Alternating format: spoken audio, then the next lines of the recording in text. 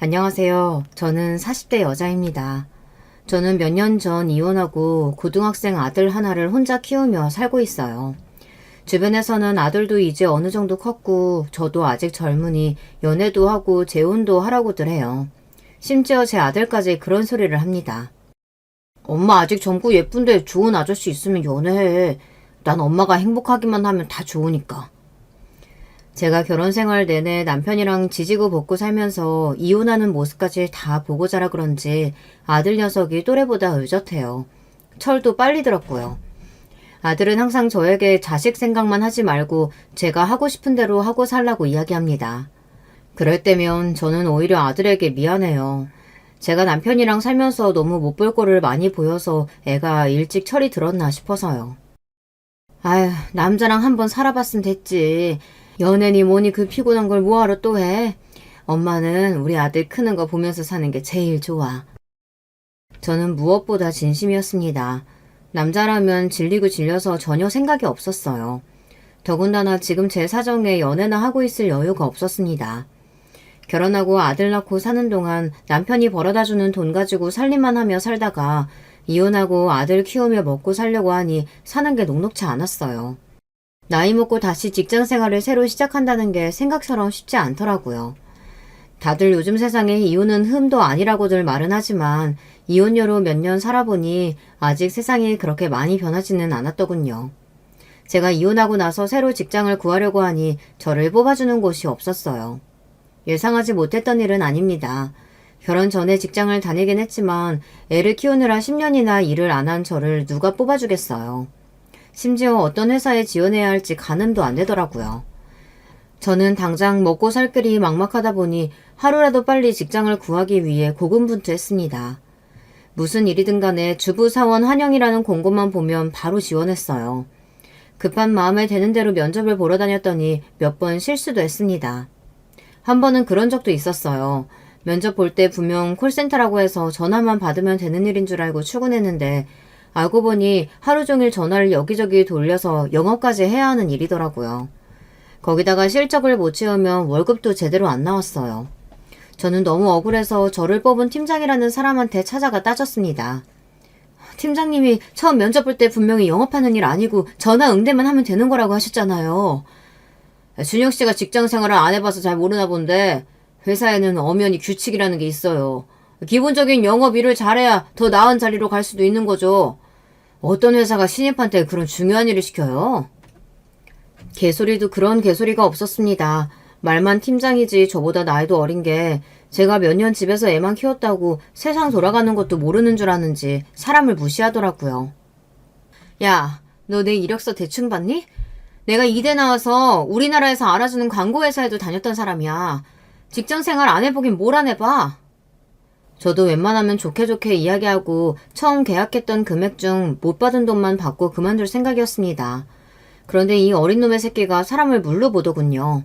평소에도 반말 툭툭 하면서 기분 나쁘게 하더니만 마지막까지 재수없게 구니 순간 저도 모르게 이성을 잃어버렸어요. 저는 팀장에게 소리를 지르며 금방이라도 달려들 듯 눈을 부라렸어요. 그러자 팀장도 당황해서 어쩔 줄 몰라 하더군요. 지금 나한테 반말한 거예요? 와, 이 아줌마가 이렇게 몰상식하게 구니까 남편한테 이혼이 다 나가지. 뭐? 너 말 다 했어? 사기는 네가 쳐놓고 누구더러 몰상식하대. 그리고 네가 나 이혼당하는 거 봤어? 봤냐고? 주변에 있던 사람들이 달려와 저와 팀장을 말리지 않았다면 저는 그 자리에서 팀장 머리채를 잡았을지도 몰라요. 그 정도로 제 이성의 끈이 끊어지고 말았습니다. 저는 그날 바로 그 사기꾼 회사를 그만두고 나왔어요. 사실 잘린 거나 마찬가지이지만 저도 더 다닐 생각이 없었습니다. 여기서 끝이 아니에요. 다음으로 들어간 회사는 가구 영업과 판매를 하는 회사였어요. 그 회사는 대부분 주부사원과 나이가 지긋한 남자 상사들이 대부분이었죠. 아무래도 같이 일하는 직원들이 대부분 아이를 키우는 주부이다 보니 이야기를 하다 보면 자연스레 애들 이야기나 남편 이야기를 하게 됐어요. 전 회사에서 이혼했네 어쩌네 그런 소리까지 들었으니 저도 웬만하면 이혼한 이야기를 하고 싶지 않았지만 제 성격상 숨길 수가 없었습니다. 직원들과 가까워지고 나서는 저도 자연스레 이혼했다는 이야기를 했어요. 사실 제가 이혼한 게 제 흠도 아니고 잘못도 아닌데 괜히 숨기는 게 더 이상하다고 생각했거든요. 새로 옮긴 직장에서 만난 사람들은 대부분 또래의 주부들이다 보니 그래도 제 상황에 공감도 해주고 위로도 해줬어요. 제 앞에서만 하는 소리인진 몰라도 그래도 다들 제게 고생했다고 말해주었습니다. 말이라도 제게 고생했다고 말해주는 사람은 이혼하고 처음이라 위로가 되긴 하더라고요. 사실 이혼하고 나서 사람들이 왜 이혼했냐고 묻는 게 싫어서 친구도 주변 사람들도 아무도 안 만났어요. 새로 옮긴 직장 사람들하고는 그래도 잘 맞는 것 같아 오래 다녀보려고 했습니다. 그런데 사람 일이라는 게 제 뜻대로 되지 않더군요. 새로운 직장에도 문제는 있었습니다. 위로 나이가 지긋한 남자 상사 둘이 있었는데 자꾸만 저에게 조금씩 선을 넘었어요. 제가 인상이 좀 센 편이에요. 이목구비가 진해서 화장을 특별히 하지 않아도 차가워 보인다는 말을 많이 듣습니다. 그런데 진짜 성격은 전혀 그렇지 않아요. 되게 소심하고 내성적입니다. 그런데 상사 두 분이 자꾸만 저를 볼 때마다 친한 척하며 인상이 세다고 드세 보인다는 말을 대놓고 했어요. 그럴 때마다 저는 기분이 상했지만 애써 좋게 넘겼습니다. 어렵게 얻은 직장인데 괜히 또 문제를 만들 수는 없으니까요. 그러던 어느 날이었습니다. 연말이라고 회식을 하는데 그 거슬리는 상사 중 한 명이 제 외모를 가지고 또 이야기를 시작하더라고요. 순영 씨는 겉으로 보는 거랑 다르게 말수도 별로 없고 조용조용한 것 같아. 이렇게 순중한 사람이 웬만하면 좀 참고 살지. 이혼을 왜 했대? 에이, 순영 씨 눈매를 봐요. 어디 참고 살게 생겼어요? 지금이야 남편도 없이 아들 혼자 키우면서 먹고 살려면 직장에서는 당연히 순종하게 굴어야죠. 다들 술이 과해서 그냥 하는 소리라는 건 알지만 저는 얼마나 상처받았는지 몰라요. 제 외모를 가지고 마음대로 떠드는 것도 기분이 나빴는데 이혼을 한 거 가지고 참고 사네 마네 하는 소리는 듣기 싫었습니다. 저 겉보기랑 성격은 전혀 달라요. 누구한테 싫은 소리도 할 줄 모르고요. 저도 이제 철이 좀 들었는지 마음 같아서는 상사고 뭐고 테이블을 다 뒤집어버리고 싶었지만 애써 웃으며 농담으로 말을 돌렸습니다. 그러자 옆에 있던 다른 직원이 아무래도 그런 제가 걱정됐는지 나서서 제 편을 들어줬어요. 부장님들, 여자 직원 외모 가지고 순해 보이네 어쩌네 농담하면 안 되는 거 모르세요? 에이, 우리는 순영 씨가 이렇게 젊고 팽팽한데 남편도 없이 혼자 사는 게 안타까워서 하는 소리지. 순영 씨, 내가 남자 하나 소개해줄까? 내 친구인데 장가 안 간 아들이 하나 있긴 한데 강남에 딴도 있고 돈도 잘 벌어. 부장님, 순영 씨 나이가 몇인데 부장님 친구를 만나요. 할아버지 초상 치러줄 일 있어요? 아이, 여자 나이 40대면 뭐가 젊다 그래.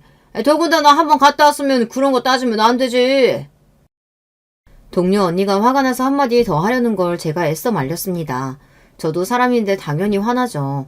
하지만 아무리 술자리라도 저에 관한 이야기가 더는 거론되기를 원하지 않았습니다. 그냥 이쯤에서 마무리하고 싶었어요. 다들 이혼했다고 하면 별일 아니라고 요즘 세상에 흠도 아니라고 하면서도 결국은 다 똑같았습니다. 사람을 무슨 큰 하자가 있는 사람처럼 취급했어요. 그날 집에 돌아와서 애를 재워놓고 혼자 소주 한 병을 마시며 얼마나 울었는지 몰라요.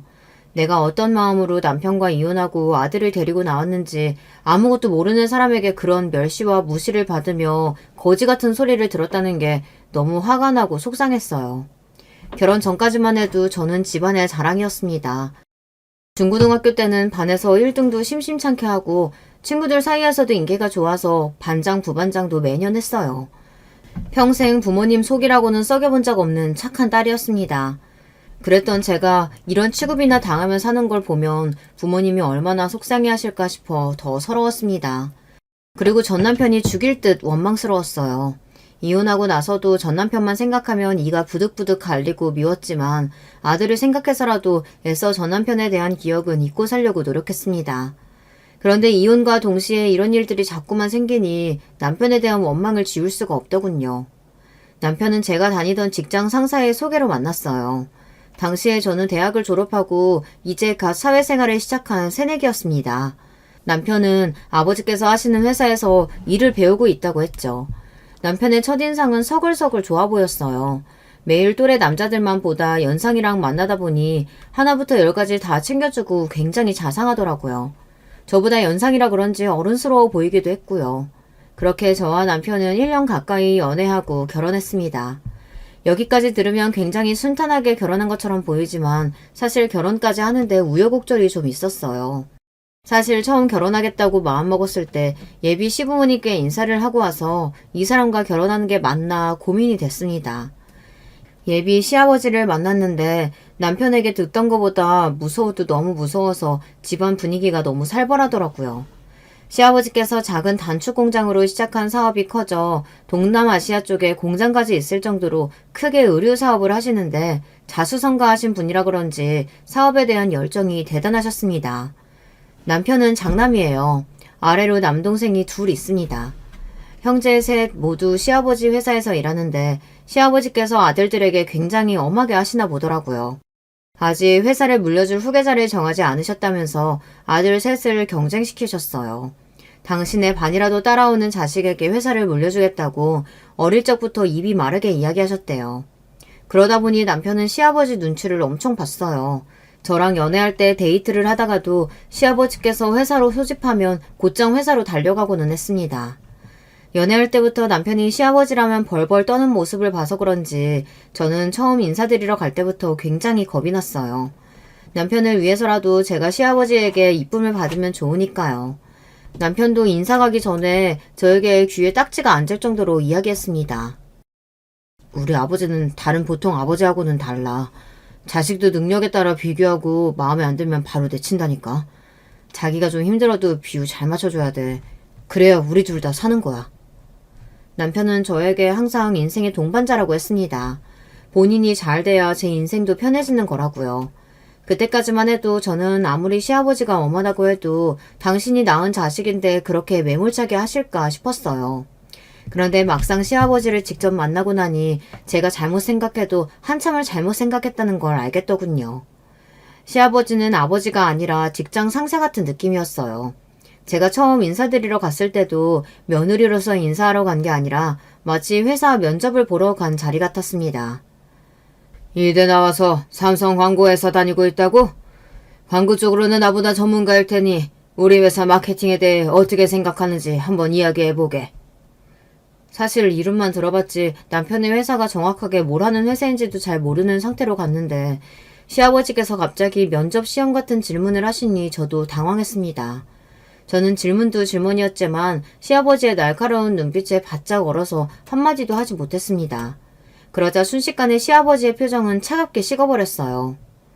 학벌도 좋고 직장도 탄탄하다고 하도 자랑하길래 기대했더니만 이대 나와도 별거 없구만. 자고로 집안에는 여자가 잘 들어와야 하는 건데. 에휴. 저는 살면서 그런 대접은 처음 받아봤습니다. 시아버지는 저를 바로 앞에다가 두고 별거 없다며 혀를 끌끌 차셨어요. 저는 지금까지 살면서 평생을 모범생으로 살았기 때문에 어른들에게 이쁨 받는 거야 일도 아니었습니다. 어른들에게 싫은 소리 한 번 들은 적 없이 자랐어요. 시아버지에게는 그런 저도 바짝 얼게 하는 카리스마가 있었습니다. 무슨 말만 하면 사람을 뚫어지게 쳐다보시는데 눈을 못 맞추겠더라고요. 그 눈빛이 얼마나 무서운지 내가 과연 이 집에 시집와서 잘 살 수 있을까 걱정됐습니다. 남편과의 결혼까지 고민할 정도였어요. 그뿐만이 아니에요. 한 번은 남편이 회사에서 작은 실수를 좀 했는데 그 사실을 알게 되신 시아버지께서 남편을 직원들 앞에서 쥐잡듯이 잡았답니다. 운 좋게 부모 잘 만나서 그 자리까지 갔으면 정신 바짝 차리고 일할 생각을 해야지. 아직도 그딴 실수를 해? 회사도 하나 간수 못하면서 장가는 무슨 장가야. 너 이딴 식으로 하면 장가고 뭐고 얄짤 없을 줄 알아. 시아버지께서 무슨 소리를 해도 꿋꿋이 참던 남편도 그날은 견디기 힘들었는지 술까지 먹고 속상해서 저에게 전화가 왔더라고요. 세상에 무슨 아버지라는 사람이 사람들 다 있는 앞에서 아들을 그렇게 무시하고 막대할 수가 있어. 나도 조금 있으면 40인데 정말 너무하다니까. 도대체 어떻게 해야 아버지가 나를 인정해 주실지 정말 모르겠다. 남편은 화도 냈다가 속상해도 했다가 많이 힘들어했어요. 남편이 힘들어하는 모습을 보고 있자니 저는 너무 짠해서 눈물이 다 났습니다. 당시에는 남편이 저에게 있어 굉장히 어른 같은 존재였기 때문에 그런 남편이 힘들어하는 모습을 보니 저도 시아버지가 원망스럽더라고요. 그래도 제가 한 가지 잘하는 게 있습니다. 끈기가 좋은 편이에요. 10번 찍어 안 넘어가는 나무 없듯이 사랑하는 남편을 위해 노력하다 보면 시아버지의 마음에 쏙 드는 며느리가 되지 않을까 생각했습니다. 그때부터 저는 주말마다 남편네 집에 놀러 갔어요. 용건도 없이 괜히 가서 얼굴 도장을 찍었습니다.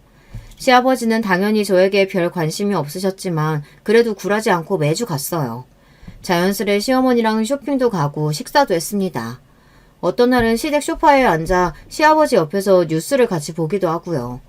물론 시댁에 갈 때마다 시아버지가 무섭기도 하고 눈치가 보이기도 했지만 이렇게라도 자주 얼굴을 보다 보면 자연스레 정이 생기지 않을까 싶은 마음에 포기하지 않고 석 달 넘게 시댁에 갔어요. 다행히도 제 작전이 통했는지 석 달 정도 매주 왔다 갔다 하며 알짱거리니 어느 순간 시아버지께서 슬쩍 제게 말을 걸어주시더군요. 내 아들놈이지만 돈이 저 녀석 여자라면 사족을 못 쓰는 놈이야. 너는 그거 알고도 내 아들이랑 결혼하려는 거냐? 시아버지께서 저더러 저런 놈이 뭐가 좋다고 주말마다 쉬지도 않고 여기까지 오냐고 하셨어요. 그러면서 하시는 말씀이 당신네 집안 핏줄이 대대로 여자를 좋아하는데 첫째인 제 남편이 제일 많이 그 핏줄을 닮았답니다. 저더러 남편이 분명 여자 문제로 속 썩일 놈이니 다시 신중하게 생각해보라고 하셨어요. 순간 저는 당황해서 뭐라고 대답해야 할지 몰라 우물쭈물했습니다. 그런데 그 순간 저도 모르게 갑자기 웃음이 터졌어요. 바로 그 전까지만 해도 제가 왔다 갔다 해도 전혀 관심도 없으시더니 몇 달 얼굴 좀 봤다고 저에게 은근슬쩍 농담을 거시는 게 좋은 신호 같았거든요. 남자가 여자 좋아하는 게 잘못된 건가요? 저도 남자 많이 좋아해요. 그 순간 어디서 그런 용기가 났는지 모르겠습니다. 워낙 집안 분위기가 딱딱하고 조용하다 보니 저도 모르게 긴장해서 애써 농담이라고 한 소리였어요. 그런데 다행인 건 시아버지의 반응이 나쁘지 않았다는 겁니다. 아이씨고 천생연분이 따로 없구만. 네가 생긴 것만큼이나 성격도 시원시원하구나. 그 정도면 됐다. 철딱서니 없는 내 아들놈 잡고 살만 하겠어. 그 전까지는 저를 발밑에 떼만도 못하게 쳐다보시던 분이 그날 이후로는 저를 바라보시는 눈빛이 달라졌어요. 이런 표현이 맞는지 모르겠지만 저를 좀 귀여워하시는 것 같았어요. 그날 이후 시아버지께서는 저와 남편을 불러 서둘러 결혼 준비를 하라고 하셨어요. 남편은 저에게 어떻게 시아버지를 구워 삶은 거냐 연신 물었지만 사실 저도 제가 어떻게 결혼 허락을 받은 건지 가늠이 되지 않았습니다. 그냥 제가 좀 운이 좋았다 싶어요. 아니면 어린애가 너무 생각 없이 매일 집에 드나드니 그 모습이 좋게 보였나 싶기도 하고요. 그렇게 저와 남편은 결혼하게 됐습니다. 결혼하고 딱 1년은 행복했어요. 그때까지만 해도 남편은 유쾌하고 좋은 사람이었거든요. 저한테도 잘하고 친정 부모님께도 자상하게 잘했습니다. 그런데 결혼한 지 1년 정도 됐을 때부터 남편이 뭔가 이상하게 굴었어요. 왜 여자의 촉이라는 게 있잖아요. 결혼 전에는 회사밖에 모르던 사람이 툭하면 친구들을 만난다면서 늦게 들어오기 시작하더라고요. 도대체 친구들하고 뭘 하고 다니는지 술도 안 먹으면서 늦게 들어왔어요. 당시에 저도 아들을 임신해서 일을 그만둔 상태라 매일 혼자 집에 있었어요. 그러다 보니 남편이 퇴근하고 들어오기만을 기다리고 있었어요. 너무 외로워서요. 나 보고 싶은 영화 있는데 이번 주 주말에 같이 보러 갈래? 이제 아기 나오면 둘이 데이트도 많이 못할 텐데 애 나오기 전에 미리 데이트 많이 해둬야지. 내가 말 안 했나? 나 이번 주에 회사 후배들하고 골프 약속 있어. 남편은 지난주에도 지지난주에도 주말마다 친구들을 만나러 갔습니다. 저는 매일 임신한 몸으로 집에서 혼자 집안일만 하고 있는데 남편은 한 달에 한 번도 저와 함께 시간을 가져주지 않는다는 게 너무 서운했어요. 당신은 매일 집에만 있는 내가 안쓰럽지도 않아? 임신해서 몸도 무겁고 간신히 이제 입도 끝나서 당신이랑 시간 좀 보내려고 하는 건데 어쩜 당신은 나한테 이렇게 관심이 없어? 남편에게 서운한 게 많았지만 나름 참았습니다. 언제나 자식들에게 엄한 시아버지 밑에서 회사 생활을 한다는 게 쉽지 않을 것 같아 웬만하면 집에서는 잔소리를 안 하려고 했는데 제가 너무 외롭고 힘들다 보니 저도 모르게 서운한 마음이 튀어나오더라고요. 여보, 내가 결혼 전에 분명히 말했잖아. 우리 아버지 사업 온전히 내가 다 물려받으려면 회사 직원들의 신임을 받아야 한다고. 이게 다 우리 미래를 위해서 하는 일이니까 당신이 이해해줘야 돼. 남편은 절대 제 생각을 하지 않는 게 아니랍니다. 본인도 매일 저랑만 있고 싶대요. 하지만 시아버지께서 쉽사리 회사를 물려줄 분이 아니기에 지금이 가장 중요한 시기래요. 저에게 조금만 더 기다려달라고 했습니다. 회사만 물려받으면 하루 종일 제 옆에 있겠다고요. 그 말을 믿을 수밖에 없는 게 남편이 평상시에는 저에게 굉장히 잘했어요. 본인이 제 옆에 있어주지 못하는 만큼 저와 아들에게 다른 부분에 있어서는 부족함 없이 잘해줬습니다. 임신해서 몸이 무거운 저를 위해 제가 병원을 가거나 친정에 갈 때마다 택시를 불러줬고 먹고 싶은 게 있으면 언제든지 구해서 퇴근길에 들어왔어요. 거기다가 한 번도 경제적인 부분에 있어서 신경을 쓰게 한 적이 없습니다. 제가 말하지 않아도 저에게 주는 생활비는 물론이고 친정의 용돈까지 부족함 없이 보냈어요. 물론 일이 워낙 바쁘다 보니 저와 아들 곁에 있어주지는 않았지만 그래도 이게 다 미래를 위한 일이라고 생각하며 저도 견뎌야 하는 일이라고 생각했습니다. 그러던 어느 날이었습니다. 결혼 10년 만에 생각지도 못한 이야기를 듣고야 말았어요. 저희 시댁은 한 달에 한 번 가족이 모두가 모여 식사를 하는 날이 있습니다. 삼형제 모두 일도 많고 사이도 썩 좋지 않으니 자주 볼 일은 없었지만 시아버지께서 그래도 가족끼리 한 달에 한 번은 모여서 식사하는 자리를 가져야 한다고 해서 몇 년 전부터 이어지고 있는 전통이에요. 사실 다들 만나도 일 이야기만 하고 재미도 없지만 제가 보기엔 시아버지는 좋아하시는 것 같았어요. 워낙 그런 티를 내지 않으시는 분이니 말은 안 하시지만 그날만큼은 오랜만에 며느리들도 만나고 손주 손녀들도 만나니 많이 웃으시더라고요. 특히나 시아버지는 저와 저희 아들을 제일 예뻐하셨어요. 제 입으로 이런 이야기하기 부끄럽지만 사실 며느리 셋 중에 아들은 저만 낳았습니다. 둘째 동서는 딸 둘에 막내 동서는 딸 하나예요. 물론 요즘 세상에 딸이고 아들이고 중요하지 않지만 저희 시아버지에게는 중요한 일입니다.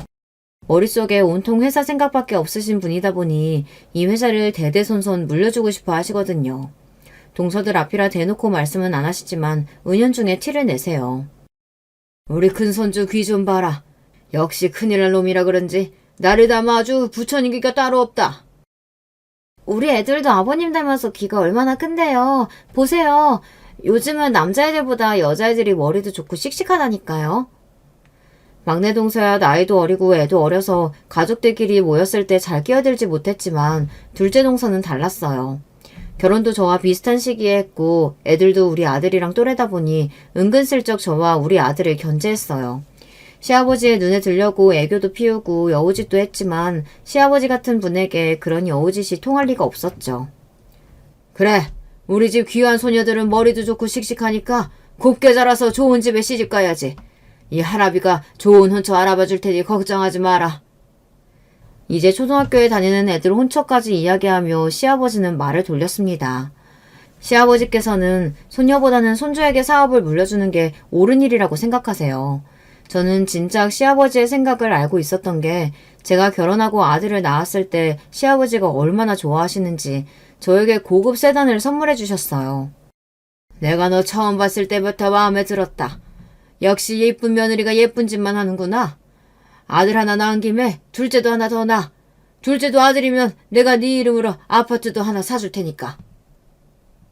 워낙 냉철하고 말도 딱딱하게 하시는 분이라 별 기대 안 하고 있었는데 시아버지께서 우리 아들이 태어났을 때는 얼굴에 웃음꽃이 피어서 저에게 예쁘다고까지 칭찬하셨어요.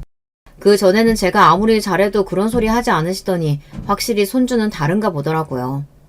시아버지는 한 달에 한 번 식사하는 자리도 중요하게 생각하셨지만 안부 전화도 굉장히 중요하게 생각하셨어요. 저는 어릴 때 할머니, 할아버지께서 돌아가시기 전까지 함께 살았기에 어른들을 어려워하지 않습니다. 부모님보다 할머니, 할아버지와 보내는 시간이 더 많았기 때문에 어르신들이 뭘 좋아하시는지 잘 알아요. 그런 저의 집안 환경이 결혼하고 나서는 꽤 도움이 됐습니다. 결혼하고도 저는 시부모님의 관심을 받고 싶은 마음에 어릴 적 저희 할머니, 할아버지가 좋아하시던 간식을 사서 자주 갔었어요. 월요일 아침이면 항상 전화를 드리기도 했고요. 다른 동서들은 시아버지가 무서워서 전화 드리는 게 어렵다고 했지만 저에게는 별로 어려운 일이 아니었습니다. 그냥 식사는 하셨냐, 별일 없으시냐 몇 마디만 하고 끊으면 될 일인데 어렵게 생각하지 않았죠. 그런 저의 모습이 시아버지께서는 좋아 보였나 봐요. 저는 제 성격대로 한 것뿐인데 한 번은 시어머니께서 제 손을 꼭 잡아주시며 고맙다고 하시더라고요. 우리 집에 딸이 없어서 네 시아버지가 항상 아쉬워했는데 그네 네가 들어오고 나서는 우리도 딸이 생긴 것 같고 좋다. 그 무뚝뚝한 사람이 네가 사왔다고 하면 그 싫어하는 단 음식도 자기 손으로 가져다 먹어. 말은 안 해도 월요일 아침마다 너한테 전화 안 오나 은근 기다린다니까. 나도 몇십 년 같이 살면서 처음 보는 모습이라 너무 신기해. 우리 큰며느리 없었으면 적적해서 어쩔 뻔했나 싶다. 고맙다, 아가야. 시어머니는 평생 까칠한 시아버지 뒷바라지만 하시며 사셔서 그런지 굉장히 인자하고 보살 같으세요. 그런 분이 하시는 말씀이니 처음엔 저도 저 기분 좋으라고 하시는 말씀인가 보다 했습니다. 그러던 중 제 결혼 생활에 점차 금이 가기 시작했습니다. 제가 남편과 대판 싸운 적이 있어요. 아무리 일이 바빠도 가정에 일이 생기면 가장 노릇은 해야 하는 거잖아요. 결혼 생활 내내 바쁜 남편과 사는 채로 아들 키우는 일이며 집안일은 모두 다 제가 챙겼어요. 항상 힘들고 남편이 좀 도와줬으면 좋겠다 생각은 했지만 뻔히 남편의 상황을 알다 보니 조르거나 잔소리하지 않았습니다. 그랬더니 이 남자가 너무 뭘 모르더군요. 그날은 결혼 10주년 기념일이었어요. 10년을 사는 동안 결혼 기념일이라고 뭘 하고 싶다고 말한 적은 한 번도 없었습니다. 그동안 혼자 아들 키우느라 정신이 없어서 사실 결혼 기념일인지도 모르고 넘어간 일이 많았거든요. 저 같은 무던한 성격도 10주년은 좀 다르다고 생각했어요. 지금까지 한 번도 챙기지 않았으니 10주년 정도는 여행을 가거나 뭔가 기념적인 일을 해야 한다고 생각했어요. 우리도 10주년인데 해외여행 좀 다녀오는 거 어때? 엄마가 애 봐줄 테니까 우리끼리 다녀오라고 하시는데. 결혼 초반에는 영화 보고 싶다, 여행 가고 싶다 잘도 이야기했었는데 10년 정도를 항상 바쁜 남편이랑 살다 보니 저도 말하기 민망하더군요. 괜히 친정엄마를 핑계를 대며 여행 이야기를 꺼냈습니다. 그런데 남편의 반응이 평소와 좀 달랐어요. 물론 지난 몇 년 동안 제가 여행은커녕 외식 이야기도 잘 안 꺼냈지만 남편 성격이 워낙 다정한 편이에요. 아들이나 제가 무슨 말을 하면 항상 자상하게 대답하고는 했습니다. 그런데 그날은 회사에서 무슨 일이 있었는지 미간까지 찌푸리며 제게 짜증을 내더군요. 내가 여름에 휴가도 잘 못 가는데 결혼기념일이 대수라고 여행을 갈 수가 있겠어? 아버지 성격 뻔히 하는 사람이 왜 그래? 저도 고민 끝에 어렵게 한 이야기인데 곧바로 저런 반응을 보이니 순간 기분이 팍 상하더군요. 당신 휴가도 못 갈 정도로 바쁜 거 알지. 근데 당신이 바쁜 만큼 나도 지난 10년 동안 정신없이 바쁘게 살았어. 그냥 기념일도 아니고 명색이 결혼 10주년인데 말을 꼭 그렇게 해야 돼? 빈말이라도 좋다고 일정 알아보겠다고 하면 안 돼? 이래서 사람이 참고 살면 안 된다고 하나 봐요. 저 나름대로 10년 동안 쿨한 척하며 참고 있었던 겁니다. 정말 괜찮았던 건 아니에요. 남편 입에서 결혼 기념일이 대수냐는 소리를 하는데 눈물까지 울컥하면서 너무 화가 나더라고요. 당신 말대로 10년을 같이 살았는데 아직도 그런 빈말이기도 해? 나라고 처자식이랑 놀고 싶지 않겠어? 나이 먹을 만큼 먹어서 철없는 마누라처럼 왜 이래? 남편의 냉정한 말에 저는 말문이 턱하고 막히고 말았습니다. 인정하고 싶지 않지만 남편 말이 맞는 것 같았어요. 제가 철이 없기는 없나 봐요. 사실 시아버지께서 싫어하시는 게 한 가지 있습니다. 자식이고 며느리고 해외여행 다니는 걸 무지하게 싫어하세요. 워낙 평생을 일만 하시면서 악착같이 사셨던 분이라 휴가 가는 것도 여행을 가는 것도 이해를 못하세요. 그런 분이다 보니 멀쩡한 우리나라 두고 비싼 비행기 타고 외국으로 가는 걸 허세고 사치라고 생각하셨습니다. 그러다 보니 결혼하고 지금까지 10년 동안 한 번도 해외에 나가지 못했어요. 동서들도 마찬가지입니다. 사실 저는 여행을 굉장히 좋아해요. 결혼 전에는 유럽 배낭여행도 혼자 다녀올 정도로 좋아했습니다. 그런데 시댁 분위기가 그렇다 보니 눈치를 보느라 갈 수가 없었어요. 그런 상황에 결혼 10주년 핑계라도 대고 다녀오고 싶었는데 역시나 안 되는 일이었던 거죠. 그날 이후 저와 남편은 냉전을 가졌습니다. 전 같으면 그 정도 티격태격 한 거 가지고 냉전을 가질 일도 아니었지만 결혼 10주년이라는 게 컸는지 저도 마음에 서운함이 오래가더라고요. 그러던 중 제 인생에서 가장 충격적이었던 사건이 벌어지고 말았습니다. 여자의 촉이라는 건 참 이상해요. 10년을 살면서 한 번도 남편의 핸드폰을 본 적이 없었는데 그날따라 샤워하러 들어간 남편이 거실에 핸드폰을 두고 갔는데 전화가 오는지 계속 깜빡이면서 울리더라고요. 저는 신경이 쓰였습니다. 한 번도 아니고 서너 번 전화가 울리더라고요. 저는 무슨 일이 있나 싶어 남편의 핸드폰을 들어서 확인했습니다. 그런데 전화를 여러 번 걸어온 건 남편의 비서였어요. 저는 분명 회사에 무슨 일이 생겼구나 싶어 바로 전화를 받았습니다. 그런데 전화를 받자마자 말도 안 되는 일이 벌어졌어요. 자기야, 왜 이렇게 전화 안 받아?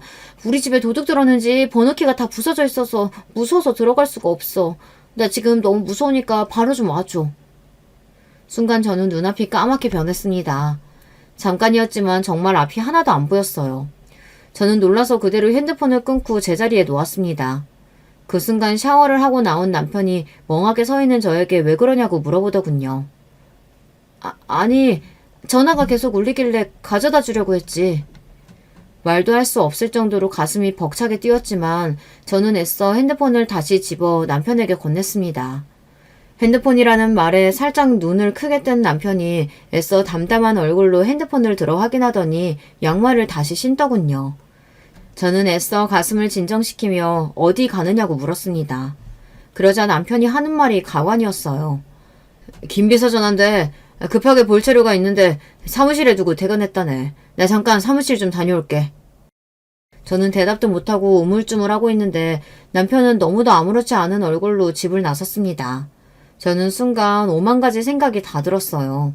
방금 전화 온 여자가 김 비서가 맡기는 한 건지, 남편과 김 비서가 도대체 무슨 사이인 건지 뒤죽박죽 정신이 없었습니다. 저는 순간 이러고 있을 때가 아니다라는 생각이 번쩍여서 그대로 옷을 입고 주차장으로 나갔습니다. 그리고 주차장을 나서는 남편의 차를 그대로 뒤따랐어요. 그때까지도 지금 이 상황이 제발 꿈이길 바랬습니다.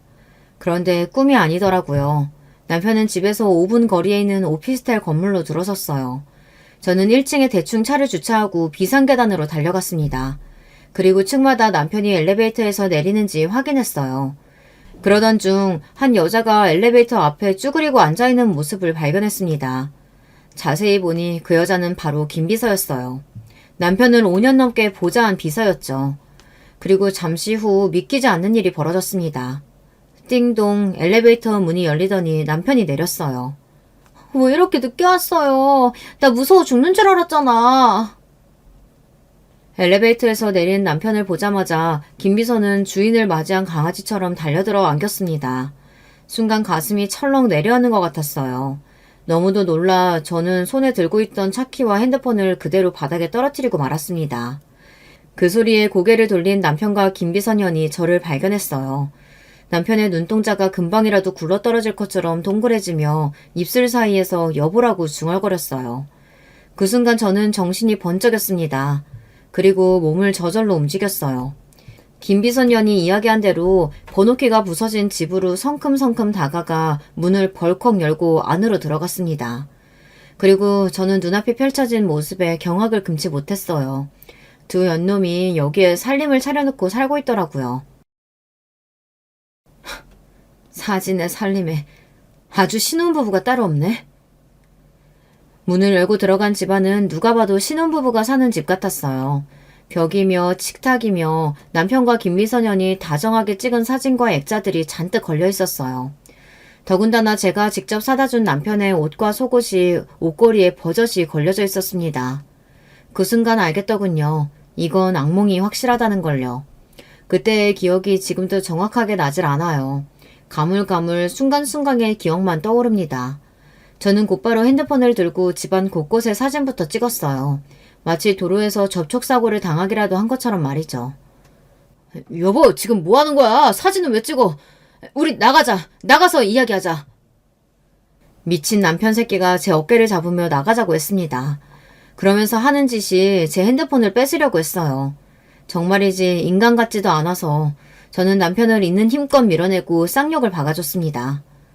미친 새끼가 더럽게 어디에 손을 대? 내가 너희 두 년놈 가만히 안 둘 거니까 그런 줄 알아. 저는 미치광이처럼 소리를 지르며 상간녀 비소년에게 달려들었습니다. 저 길고 부드러운 머리털을 다 뽑아버리려고요. 그 순간 남편이 저를 세게 밀쳤습니다. 저는 그대로 바닥으로 넘어졌어요. 당신 미쳤어? 무식하게 지금 뭐 하는 거야? 유라야, 괜찮아? 우리 아기 잘못된 거 아니지? 안 되겠다. 바로 병원 가자. 순간 저는 실신할 정도로 머릿속이 새하얗게 변해버렸습니다. 임신? 전현이 임신을 했다고? 저는 도무지 믿을 수 없어서 눈도 제대로 뜰 수가 없었어요. 그때였습니다. 더는 놀랄 일은 있을 수 없겠다 싶었는데 더 놀랄 일이 남아있더군요. 이런 미친 새끼! 너 지금 그걸 말이라고 해? 이 상황이 꿈이 아니고 현실이기는 한지 믿기지 않았습니다. 제 눈 바로 앞에 시아버지가 서 계셨어요. 알고 보니 상간년 비소년이 살고 있던 오피스텔 번호키를 부순 건 시아버지셨습니다. 얼마 전 시아버지께서 남편에게 상간녀가 있다는 사실을 알게 되셨나 봐요. 둘이 살림을 차렸다는 이야기를 듣고 시아버지는 확실히 알아보기 위해 사람을 써서 두 년놈들이 사는 집을 들어가 확인하셨나 보더라고요. 둘이 이 집에서 살림을 차렸다는 사실을 알게 된 시아버지께서 제가 알기 전에 당신이 처리하기 위해 직접 오셨나 보더라고요. 그러던 중 이런 말도 안 되는 상황까지 직접 보게 되신 거죠. 저는 이미 정신이 나갈 만큼 나가 있었어요. 마음 같아서는 믿을 수 없는 이 끔찍한 상황에서 도망치고 싶었습니다. 미친 새끼. 내가 그렇게 여자 조심하라고 했는데 할 것이 없어서 어린 비소년이랑 놀아나? 시아버지는 세상에서 가장 차가운 얼굴로 남편을 쏘아보았습니다. 아버지, 제가 할 짓이 없어서 살림을 차린 게 아니고요. 우리 유라 사랑해요. 유라 뱃속에도 아버지 손주 있어요. 아들이래요. 그러니까 제발 저희 인정해주세요. 남편은 시아버지 앞에 무릎까지 꿇고 손을 싹싹 빌었습니다. 저는 그 모습을 보는데 구역질이 나서 참을 수가 없었어요. 그 모습까지 봤는데 제가 그 자리에 더 있어봐야 뭐 하겠어요. 이미 상간녀 뱃속에 아기까지 있다는데 더는 할 말이 없었죠. 자리에서 일어나 돌아가려는데 시아버지께서 저를 잡으셨습니다. 그리고는 남편의 뺨을 세게 갈기셨어요. 미친 새끼. 너는 지금 이 시간부터 내 아들 아니다. 네가 내 아들이라서 누리고 산 것들 다 버리고도 저 어린 비소년이랑 살겠다고 하며 둘이 살아. 대신 호적에서 파버릴 테니까 그런 줄 알고. 시아버지는 그대로 저를 데리고 그 지옥 같은 집에서 나오셨습니다. 그리고 돌아오는 차 안에서 아무 말도 안 하시다가 집에 다 도착하고 나서야 입술을 뗐어요. 집에 가자마자 번호키부터 바꿔. 그 새끼 못 들어오게.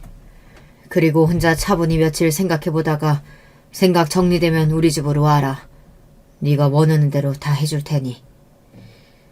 시아버지의 말은 간단하고 냉정했지만 그 안에 저에 대한 걱정이 담겨있다는 것 정도야 저도 느낄 수 있었습니다. 저는 아무런 대답도 못하고 차에서 내리려는데 시아버지께서 한 번 더 저를 부르셨어요. 내가 아들 새끼를 저 따위로 키워서 너한테 몹짓짓을 했다. 미안하다 큰애야. 뒤를 돌아볼 수 없었지만 시아버지의 목소리가 가늘하게 떨리고 있다는 것 정도는 저에게도 그대로 느껴졌습니다. 저는 시아버지 말씀대로 했어요. 집에 돌아가자마자 번호키 비밀번호부터 바꾸고 그대로 아들 방에 들어가 아들을 꼭 안고 잠들었습니다. 새벽에 남편이 문 앞에서 현관 비밀번호를 누르고 들어오려다가 번호가 틀리니 연신 초인종만 눌렀어요. 하지만 저는 문을 열어주지 않았습니다. 그리고 며칠 뒤 시아버지를 찾아갔어요. 그리고 저는 이혼하겠다고 말했습니다. 시아버지는 예상하셨다는 듯 고개를 푹 숙이셨어요. 그리고 곧바로 어디론가 전화를 했습니다. 잠시 후 시아버지의 담당 변호사가 도착했어요. 그리고 제가 남편과 이혼하게 되면 받을 수 있는 위자료와 양육비에 대해서 설명했습니다. 양육비는 물론이고 네가 소송하면 상간녀나 네 남편한테 위자료도 받을 수 있을 거다. 필요하면 내가 변호사도 소개해주마. 세상에 이런 시아버지가 또 있을까요? 물론 남편 새끼가 다 자초한 일이니 이혼도 하고 소송도 당연히 할 일이었지만 시아버지가 직접 변호사를 소개해준다고 하니 신기했어요. 이미 남편과 헤어지는 마당에 시아버지와 제 사이도 이제 남남이 되는 거지만 저는 끝까지 시아버지가 좋았어요. 시아버지와 이제 더는 가족이 아니라는 사실이 마음 아팠습니다. 네가 한 가지 알아둘 게 있다. 그 자식 호적에서 파버리고 내가 준 건 다 빼앗아 올 생각이라 소송해도 네가 받을 만한 게 거의 없을 거다. 그래서 내가 생각을 해봤는데 너랑 내 손주 위해서 지금 살고 있는 아파트랑 양육비는 내가 주고 싶은데 그렇게 해도 되겠냐? 그 순간 저도 왜 그랬는지 모르겠는데 눈물이 왈칵해서 눈물이 펑펑 쏟아지고 말았습니다. 그 냉정하고 당당하신 시아버지께서 자꾸만 제 눈치를 보며 미안하다고 하시는데 가슴이 너무 아프더라고요. 저도 이혼하면 아들하고 둘이 살아야 하니 집은 받을게요. 그런데 양육비는 아버님께 받을 수 없어요. 그건 그 인간 돈이 아니라 아버님 돈이잖아요. 저도 제 아들 하나 정도는 키울 수 있으니까 걱정하지 마세요. 지금 같으면 자존심이고 뭐고 시아버지께서 해주시겠다는 대로 다 했겠지만 그때는 남편에 대한 배신감과 원망으로 휩싸여 있을 때라 시아버지께는 집만 받고 양육비는 남편에게 받겠다고 했어요. 시아버지는 끝까지 그럴 필요 없다고 하셨지만 제가 우겼습니다. 시아버지께 악감정은 당연히 없지만 이 일은 저와 남편이 해결해야 할 문제라고 생각했거든요. 그로부터 얼마 뒤 저와 남편은 이혼했습니다.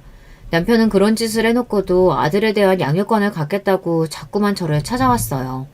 하지만 아들은 당연히 저와 살겠다고 했으니 소송도 필요 없었죠. 그 이후 남편은 시아버지의 말대로 집안에서 쫓겨났습니다. 회사에서도 마찬가지고요. 그 이후 상간녀와 애를 낳고 사는지 어쩌는지는 저도 몰라요. 초반에는 양육비가 꼬박꼬박 들어오더니만 1년 전부터 안 들어와서 제가 남편을 고소한 상태인데 변호사 말로는 남편 현재 거주지가 어디인지 나오질 않는다고 하더라고요. 이제 간 40이 넘은 나이에 그런 거지 같은 일을 겪었다 보니 저도 어느새 어른이 됐습니다. 전 남편과의 일은 가슴에 묻고 아들 하나 잘 키우는 데만 집중하며 살았어요. 그런데 얼마 전 저에게 말도 안 되는 일이 벌어졌습니다. 어느 날 은행에 갔다가 통장을 확인했는데 제 통장에 말도 안 되는 금액이 입금되어 있더라고요. 어머, 10억? 이게 뭐야, 말도 안 돼. 아버님이 왜 나한테 10억이나 넣으셨지? 사실 전 남편과 이혼하고 나서도 시아버지께서 제 생일이나 아들 생일 때 매년 제 통장으로 용돈을 보내주셨어요. 처음엔 500만 원 정도 보내셨길래 제가 부담돼서 다시 돌려보냈더니 그때부터는 50만 원씩 매년 보내시더라고요. 아무리 너희가 헤어져서 우리가 이제 가족은 아니라도 어머니 내 첫손주 내 핏줄인데 생일날 용돈 정도는 줄 수 있게 해줘야지. 제가 50만 원이 들어왔을 때도 왜 자꾸 돈을 보내시냐고 전화를 드렸더니 시아버지께서 이 정도는 할 수 있게 해달라고 하시더라고요. 제가 자꾸 거절하면 당신이 너무 속상할 것 같다고요. 그래서 할 수 없이 용돈으로 주시는 돈은 그냥 받았습니다. 사실 저도 혼자 아들 키우느라 힘들다 보니 그 돈이 반갑고 감사하기도 했어요. 그래도 갑자기 10억이라는 큰 돈이 통장에 들어오니 손이 떨리더라고요. 저는 곧장 시아버지에게 전화를 걸었습니다. 그런데 핸드폰 너머로 시아버지의 번호가 없는 번호라고 나왔습니다. 저는 이상해서 시어머니에게 전화를 드렸어요. 그런데 시어머니도 전화를 안 받으시더군요. 저는 이대로 있으면 안 될 것 같아 통장을 들고 곧장 시댁에 찾아갔습니다. 돈을 돌려드리려고요. 그런데 시댁에 도착한 저는 충격적인 이야기를 듣고야 말았습니다. 알고 보니 시아버지께서 한 달 전에 돌아가셨대요. 저는 너무 놀라서 그 자리에 주저앉고 말았습니다. 너 이혼하고 나서 그 양반 최장한 판정 받았어. 처음 판정 받았을 땐 촉이라 금방 고칠 수 있다고 했는데 몇 년 동안 여기저기 계속 전이가 돼서 3년 넘게 병원에만 있다가 얼마 전에 쇼크 와서 가버렸다. 저는 시어머니의 이야기에 너무 놀라서 말을 이을 수가 없었습니다. 그리고 이렇게 말 한마디 없이 가버린 시아버지가 너무 원망스러웠어요. 매년 생일 때마다 자꾸 용돈을 보내셔서 제가 몇 번이나 연락을 드렸는데 그때마다 저한테 아픈 데도 없고 건강하다고 하셨어요. 근데 췌장암이라니. 그랬습니다. 돈도 돈이지만 시아버지와 통화하고 싶은 마음에 전화를 드리면 어떻게 지내는지 건강은 어떠신지 항상 묻고는 했어요. 그럴 때마다 시아버지는 전과 다름없이 차가운 목소리로 퉁명스럽게 대답하셨습니다. 내가 얼마나 건강한 사람인지 알면서 내 걱정을 해. 너나 밥 잘 챙겨 먹고 잘 살아. 네가 건강해야 우리 손주 씩씩하게 잘 클 거 아니냐. 저는 후회가 됐습니다. 남편이 아무리 믿고 원망스러워도 시아버지가 보고 싶으면 보고 올걸. 괜히 망설이고 자존심 부리다 시아버지께서 병원에서 아프고 힘든 시간을 보내고 있다는 걸 전혀 모르고 있었어요. 그렇게 아픈 와중에도 네가 보낸 우리 손주 사진 보면서 혼자 웃고 얼마나 좋아했는지 몰라. 너랑 우리 손주 보고 싶어 하는 것 같아서 내가 한번 연락한다고 했다가 얼마나 욕을 먹었는지 모른다. 시아버지께서 돌아가시기 몇 달 전부터 유난히 저와 제 아들 이야기를 많이 하셨답니다. 그래서 시어머니께서 제게 연락을 하려고 했더니 시아버지께서 난리를 치셨대요. 우리가 무슨 염치로 제 얼굴을 봐. 내 아들 새끼 때문에 평생 마음고생하고 사는 거 안쓰러워서라도 나는 이런 걸 못 보여줘. 정작 내 가슴에 대못 박은 새끼는 양육비도 안 주고 어디에 있는지조차 모르는데 시아버지는 돌아가시는 순간까지 저와 제 아들을 걱정하셨대요. 그러면서 저에게 현금 10억을 남기셨답니다. 세금 문제도 다 변호사에게 이야기해서 정확하게 현금 10억을 보내라고 하셨대요. 그리고 저에게 편지도 남기셨습니다. 네가 내 돈 받기 싫어하는 거 알지만 이건 내가 너에게 마지막으로 해줄 수 있는 사과다. 내 아들하고 살아주고 우리 손주 낳아줘서 고맙다. 언제든 힘든 일 있으면 주저하지 말고 네 시어머니 내 변호사한테 연락해. 뭐든 도와줄 거다.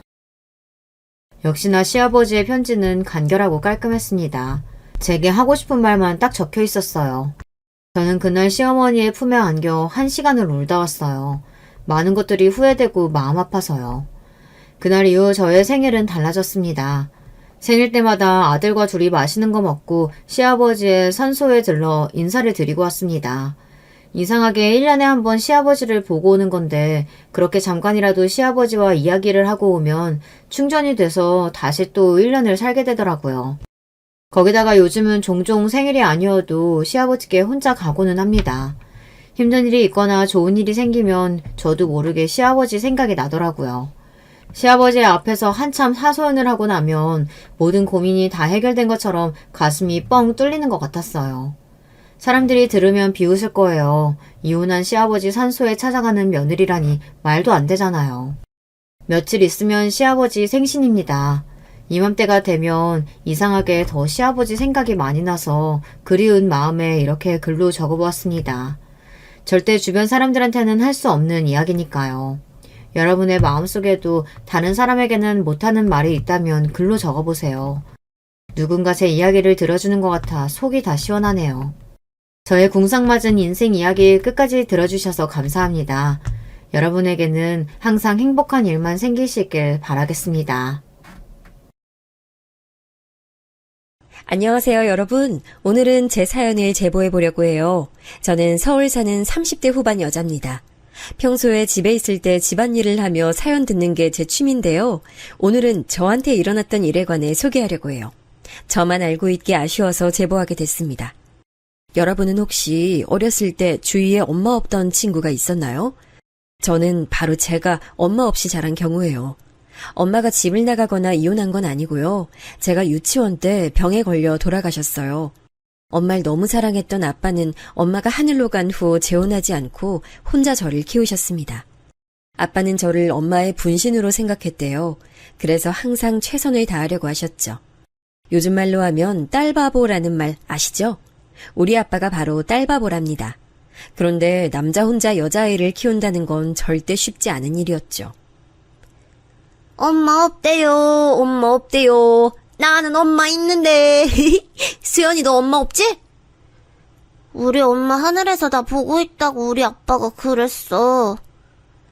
어쨌든 지금은 없잖아. 우리 엄마가 너 엄마 없다고 너랑 놀지 말랬어. 어릴 땐 놀림도 많이 받곤 했어요. 지금은 모르겠는데 저 어릴 땐 엄마가 없다는 게 놀림의 대상이었죠. 그래서 참 많이 울기도 울었습니다.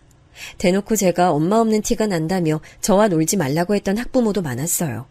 어린 마음에 상처를 참 많이 받았습니다. 그런데 제가 집에 가서 슬퍼하면 아빠가 슬퍼하니까 티를 내진 않았어요. 어렸던 저한테도 아빠는 참 안쓰러웠거든요. 친할머니가 혼자 저를 키우는 아빠가 안타까웠는지 종종 우리 집에 들리시곤 했죠. 수연아, 엄마 없는 게 부끄러운 일 아니야. 네 아빠가 너한테 최선 다하는 거 봐라. 할미는 저렇게 하래도 못해. 할머니 말대로 아빤 제게 할 수 있는 최선을 다하셨어요. 다행히 아빠는 대기업에 다니셔서 돈이 아주 부족하진 않았습니다. 하지만 저를 돌보는 섬세함은 아무래도 엄마가 없으니 부족했어요. 할머니가 집에 자주 오셔도 엄마의 손길은 따라갈 수 없더라고요. 그래서 학창시절엔 소위 왕따를 당하기도 했습니다. 워낙 엄마가 없다고 놀리던 친구가 많아 어릴 땐 소심했거든요. 또래 친구들과 어울리지도 않고 혼자 있는 시간이 많았어요. 그러다 보니 중학생이 되어서도 자발적으로 혼자 다니게 됐습니다. 제가 워낙 벽을 치니 제게 다가오는 친구도 없었고요. 그때 제 인생에 은인이 나타나게 됐는데요. 바로 중학교 2학년 때 담임선생님이세요. 제가 지금 교사로 재직 중인데 그 꿈을 가지게 해준 당사자분이랍니다. 수연아, 혹시 짝 같이 하고 싶은 친구 있어? 있으면 선생님한테 얘기해줘. 선생님은 혼자 있는 저를 많이 신경 써주셨어요. 저는 선생님 덕분에 그래도 성격이 조금은 밝아졌습니다. 그리고 그런 선생님을 보고 교사의 꿈을 가지게 됐죠. 그렇게 고등학교에 진학해서는 공부를 열심히 했어요. 제가 성적이 좋게 나오니까 아빠도 많이 뿌듯해 하셨죠. 하늘에서 엄마가 우리 수연이 공부하는 거 보면 뿌듯해 하실 거야. 아빠도 우리 수연이 자랑스러워. 저는 마침내 우수한 성적으로 고등학교를 졸업했습니다. 그리고 서울에 있는 사범대에 합격해서 다니게 됐어요. 그런데 이런 기쁨은 오래가지 않았습니다. 아빠가 다니던 회사가 갑자기 구조조정을 했거든요. 한순간에 실직한 아빠는 참 우울해하셨어요. 그러면서 집안 경제 사정이 안 좋아지기 시작했습니다. 마침 제가 딱 대학에 가자마자 그러니 너무 힘들었어요.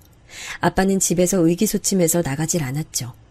그래서 저는 제가 직접 아르바이트하며 돈을 벌었습니다. 제 과목이 사회였는데 사회는 영어나 수학처럼 학원에서 수요가 많지 않았어요. 그래서 저는 식당이나 카페에서 주로 일하며 돈을 벌었어요. 그러다 지금 남편을 만나게 됐습니다. 영화관에서 일했을 때 서로 일을 돕다 호감이 생겼어요. 둘이 싸우기도 많이 싸웠는데 사이가 좋을 땐 또 좋았어요. 보통의 연인처럼 중간에 헤어졌다 다시 만나고 총 4년의 기간을 거쳐 마침내 결혼 얘기가 나왔습니다. 다른 것보다 나 임용 준비할 때 옆에서 그렇게 도와준 걸 보고 마음이 생겼어. 아빠보다 더 열심히 나 챙겨줬잖아. 딸, 그렇게 말하면 아빠 서운하다. 그래도 지금은 아빠도 정신 차리고 일하잖아. 그땐 아빠가 미안했어. 나도 웃자고 말한 거야. 그러니까 너무 안 좋은 시선으로 보지 말고 사위로 받아줘. 아마 엄마도 하늘에서 기뻐하고 있을걸? 내가 널 어떻게 키웠는데 그냥 아쉬워서 그렇지. 아니 사실 난 네가 변호사나 의사를 데려와도 지금처럼 못마땅할걸. 부모 마음이라는 게 원래 그래. 아빠는 남편을 그렇게 마음에 들어하진 않았어요. 저는 교사로 그때 일하고 있었던 반면 남편은 그냥 소기업에 다니고 있었거든요. 전문적으로 일하는 분야도 아니었고 그냥 사무직이었죠. 그런 모습을 보고 아빠는 미래가 불투명하다고 아쉬워하셨어요. 아빠의 마음을 모르던 건 아니었습니다. 하지만 제가 임용 준비할 때 남편이 옆에서 도시락까지 싸주며 응원했거든요. 그 마음이 예쁘고 고마워서 저도 마음을 열게 됐죠. 아빠 말대로 아빠는 혼자 저를 키우셨으니 그냥 형식상 반대하는 마음이 크셨어요. 그리고 저는 시댁에도 인사를 갔습니다. 가기 전에 백화점에 들러 어머님이 좋아할 만한 꽃다발도 샀습니다. 시아버지를 위한 와인도 구입했죠. 남편에게 미리 듣기로 남편은 누나 한 명이 있다고 했어요. 누나가 유별나게 공부를 잘해서 지금 약사로 일하고 있다는 소식도 들었죠. 딱 그 정도의 정보만 가지고 시댁에 인사를 드리러 갔습니다. 아우 반가워요. 우리 아들한테 말 많이 들었어요. 중학교 교사라고 하던데 아우 이렇게 예쁘게까지 하면 우리가 황송해요. 아, 좋게 말해주셔서 감사합니다. 저 임용 준비할 때 지용 씨가 워낙 많은 도움을 줬어요. 지용 씨 없었으면 저도 합격이 어려웠을 거예요. 이게 다 지용 씨 덕분이죠. 어디서 이런 복덩이가 굴러왔어. 예쁜 얼굴처럼 마음씨도 곱고 말도 예쁘게 하네. 예쁘게 봐주셔서 감사합니다. 시부모님은 첫 만남에 저를 아주 마음에 들어 하셨어요. 제가 인사하러 온다고 식탁 위에도 진수성찬을 차리고 기다리셨죠. 그 모습을 보고 안도했던 마음도 시누이를 보자 싹 사라졌습니다. 시누이는 뭐가 그렇게 마음에 들지 않는지 팔짱을 끼고 있었어요. 시부모님은 저를 환대하는데 그것도 싫어하는 눈치였습니다. 팔짱을 끼고 저를 위아래로 훑어봤는데 사람이면 당연히 그 시선을 느끼잖아요. 그래서 저도 괜히 눈치가 보였어요. 선생님? 뭐 공무원이니까 안정적이긴 하네. 그런데 그래도 전문직은 못 이겨. 어머 얘가 왜 이래? 아이 그런 말을 왜 해? 아, 네. 저는 제 직업에 대한 자부심이 있어서요. 저도 자부심 있어요. 자부심 없는 사람 없잖아요. 그러면 남의 직업도 존중해 주셔야 하는 거 아닐까요? 아이, 그렇지. 아이, 기분 상했으면 내가 대신 사과하마. 요즘 딸이 좀 예민해서, 정말 미안하다. 시부모님이 나서서 말려주시지 않았다면 신우이와 더 갈등이 생겼을 거예요. 그래도 계속 곤란해하시고 시어머니는 집에 갈 때까지 제 눈치를 보셨어요. 그 모습을 보고 조금 마음이 풀리긴 했습니다. 집 가는 길에 신우 얘기를 꺼냈더니 남편은 제게 말했어요. 우리 누나? 본인이 우리 집에서 제일 똑똑하거든. 근데 자기가 선생님이라 위기감 느꼈나? 아니면 누나가 되게 결혼하고 싶어 하는데 짝을 못 만났거든. 그래서 내가 먼저 결혼해서 그런가? 남편 말을 듣고 저는 왜 신우이가 저에게 그렇게 적대적인지 알게 됐어요. 한마디로 정리하면 자격지심이었죠. 본인은 결혼하고 싶어 하는데 남동생이 먼저 결혼하니 얼마나 안 이꾸었겠어요. 게다가 그동안 집안에서 제일 똑똑한 이미지였는데 제가 들어오니 기분이 나빴겠죠. 남편 말을 듣고 그럴 수도 있다고 생각하고 넘겼습니다. 하지만 그러지 말았어야 했어요. 저는 살다 시부모님 시집살이가 아닌 신우이 시집살이는 제가 처음 당했거든요. 주위 대학 동기들과 동료 선생님들이 시부모님의 시집살이 얘기할 때 저는 해당 사항이 없었어요. 특히 우리 시어머니는 좋게 말하면 되게 무던하시고 나쁘게 말하면 단순하세요. 잘 삐지시긴 하는데 제가 애교 몇 번 부리고 꽃다발 사다 드리면 금방 풀리시죠. 근데 문제는 신우이였습니다. 신우의 행패는 결혼식 날부터 시작됐어요. 결혼식 전에 한복을 맞추러 갔는데 신우는 본인이 한복 말고 원피스를 입고 싶다고 하더라고요. 그러라고 하고 존중했는데 사실 신우가 어떤 원피스를 입는지 아예 제 머릿속엔 생각이 없었어요. 알아서 잘 입을 거라고 혼자 생각했습니다. 결혼하신 분들은 아실 텐데 결혼 전에 신경 쓸 게 정말 많잖아요. 근데 결혼식 당일 저는 깜짝 놀랐습니다. 사실 그날도 정신이 없어서 제대로 밖의 상황을 알지 못했어요. 근데 제 대학 동기가 신부대기실로 들어오더니 머쓱하게 웃으며 말했습니다. 수연아, 나 너는 신호 보고 깜짝 놀랐어. 본인 결혼식인 줄. 왜? 그게 무슨 말이야? 나 종일 여기 있어서 밖의 상황을 몰라. 아니, 무슨 흰색 드레스 같은 원피스를 입었던데? 멀리서 보고 넌 줄 알고 인사할 뻔.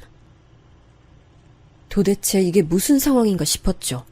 일단 진정하고 하객들을 맞았습니다.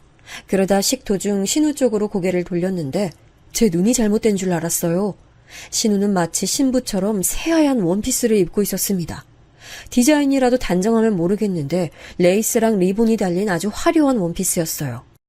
그런 원피스를 구하라고 해도 구하기 힘들어 보였습니다.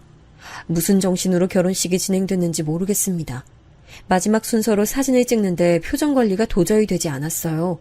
나중에 사진을 봤더니 누가 신부인지 모를 정도로 화려한 원피스였죠. 이걸 말을 해야 하나 말아야 하나 참 고민이 많았습니다. 그러다 그냥 우연이겠지 생각하고 넘겼어요. 굳이 결혼하자마자 잡음이 생기는 것도 싫었고요. 그러다 결혼하고 첫 명절에 저는 남편과 처음으로 다퉜습니다. 마침 그때 추석 당일 다음 날이 신우 생일이었어요. 그래서 미리 당일에 찾아뵙고 축하를 했죠. 근데 신우가 갑자기 이런 말을 하더라고요. 내일 생일 기념으로 내가 특별히 강원도 강릉에 펜션 예약했어. 깜짝 선물이라 다들 놀랐지? 우리 지금 출발하면 돼요. 일부러 말 안 했어요.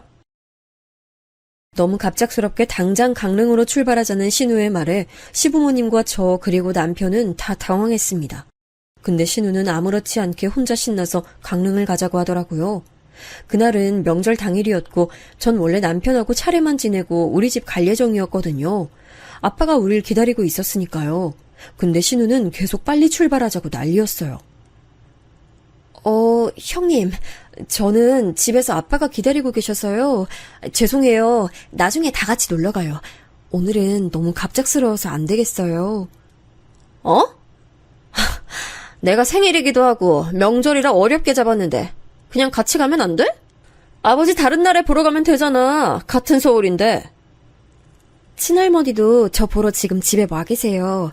저는 엄마가 안 계셔서 지금 아빠만 집에 계시거든요. 그래도 이거 어렵게 잡은 숙소거든. 너무 아쉬운데.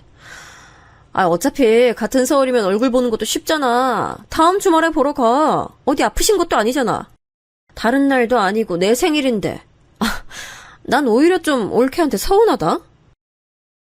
아유, 미리 말하지 못했으니까 이번엔 세아가 그냥 집으로 가. 어쩔 수 없잖아. 괜찮아. 집에 가. 시어머니가 중재해 주셔서 다행히 남편을 데리고 우리 집에 갈 수 있었어요. 그런데 신우는 우리 부부가 자기 생일 기념 강원도 여행을 가지 않는 게 그렇게 참을 수가 없었나 봐요. 남편과 저한테 번갈아 전화를 하기 시작했습니다. 올케, 여기 진짜 너무 좋아. 강릉인데 바다색이 환상이야. 아, 올케도 왔으면 얼마나 좋았을까? 그래서 아버진 잘 뵀어? 네네, 지금 집에 왔어요. 형님 즐거운 시간 보내세요. 내년엔 꼭 다 같이 여행 가요. 신우는 시도 때도 없이 전화를 걸어 우리 부부를 힘들게 했어요. 오죽하면 아빠가 제게 무슨 일이 있냐고 물으실 정도였죠. 그래서 남편에게 불편함을 내비쳤습니다. 그러다 처음으로 남편과 싸우기도 했죠. 원래 저렇게 형님 생일에 다 같이 놀러 갔어? 그런 줄 알았으면 당신이 나한테 미리 언질 줬으면 됐잖아. 집에 왔어도 마음이 편하질 않네. 나도 전혀 모르고 있었지. 아니, 누나 생일에 모여서 축하는 하는데 이렇게 날 잡아서 놀러 간 건 없었어. 아니, 나도 몰랐는데 왜 자꾸 나한테 짜증을 내는 거야? 그냥 첫 명절인데 형님 기분 상한 것 같아서 나도 기분이 안 좋아. 우리 아빠까지 지금 눈치 보고 있잖아. 당신은 나 때문에 시부모님이 눈치 보면 좋을 것 같아? 아니, 왜 말을 그런 식으로 해? 나 지금 굉장히 서운해. 여기서 끝나지 않았습니다. 신우 때문에 남편과 싸우는 일이 많아졌어요. 신우는 그냥 일상생활을 하다가도 제게 전화를 많이 걸었어요. 저는 교사라서 수업을 하러 가면 받지 못하잖아요. 그런데 제가 전화를 못 받으면 문자를 남겨서 꼭 전화하길 원했습니다. 형님, 전화하셨어요? 제가 수업 중이라 못 받았어요. 무슨 일 있으세요? 아니. 곧 우리 엄마 생신이잖아. 혹시 뭐 준비한 거 있어? 백화점에서 화장품 세트 사려고 했어요. 형님은 뭐 준비하셨어요? 올케. 기분 나쁘게 듣지 마. 결혼하고 첫 생신이니까 직접 생신상 차리는 건 어때? 물론 우리 엄마가 그런 거 바라는 분은 아닌데 이번 기회에 점수 따고 좋잖아. 그날이 목요일이죠. 다음 날 출근해야 돼서 늦게까지는 못 있고, 그럼 제가 최대한 빨리 퇴근해서 갈게요. 그래, 생각해줘서 고마워. 아마 엄마랑 아빠도 좋아하실 거야. 올케 음식 솜씨도 볼 수 있는 기회잖아. 신우가 전화로 첫 생신이니 시어머니의 생신상을 차리는 게 어떠냐고 직접적으로 말했어요. 그래서 저는 주변에서 이 정도는 하길래 저도 처음이자 마지막으로 생신상을 차리기로 결심했습니다. 퇴근도 빨리 해서 마트에서 장을 보고 우리 집에서 요리했어요. 미역국부터 갈비찜, 계란말이, 갈치조림 등 제가 할 수 있는 요리란 요리는 다 해서 시댁을 방문했습니다. 아유, 아가. 이걸 어떻게 혼자 다 준비했어? 아유, 나 기대도 안 했어. 아유, 고맙네. 일하는데 신경 써줘서 너무 고마워. 아유, 그러게나 말이야. 이렇게 음식 솜씨가 좋다니 너무 대단한데. 식당을 하나 차려줘야 되나? 감사합니다. 어머님 첫 생신이라 신경 좀 썼어요. 마음에 드신다니 다행이에요. 시부모님은 제가 요리해서 생신상을 차리자 크게 기뻐하셨어요. 저도 남편도 훈훈한 분위기 속에서 다행이라고 생각했는데 신우는 표정이 좋지 않더라고요. 근데 올케는 미역국에 원래 소고기를 넣어? 난 미역국에 소고기 넣으면 맛 없던데. 소고기 미역국이 대중적이기도 하고 어머님 드실 거라 고기를 썼어요. 입맛에 안 맞으세요? 아니, 그냥 뭐 그렇구나. 난 맘만 있는데 왜 그래? 엄만 괜찮어.